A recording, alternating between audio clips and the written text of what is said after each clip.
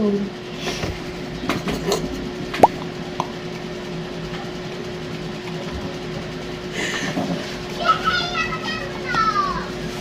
Guys, tingnan nyo naman. Bingi-bingian lang ako. Kanina pa ako tawag ng tawag dyan.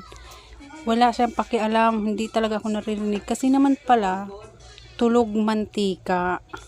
Ngayon, gigisingin natin siya sa pamamaraan ng oh my God! Tsaka talong. Wow!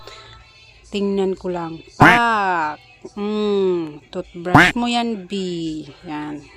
Gigising ka na talaga niyan. Sinasabi ko sa'yo, di ka na talaga matutulog ulit ng tanghali. Ganito lagi gagawin sa'yo ng kapatid mo. Serious kasi? May ganito ka dito? Pagina ka. Balik mo nga yan doon. Kabuang mo. Ano to nilagay mo?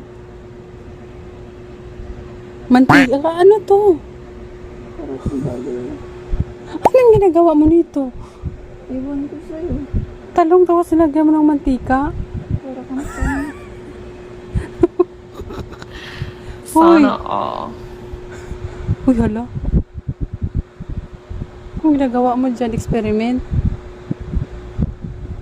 Sis? Iwan ko sa'yo. Gawa mo yan. Ayun.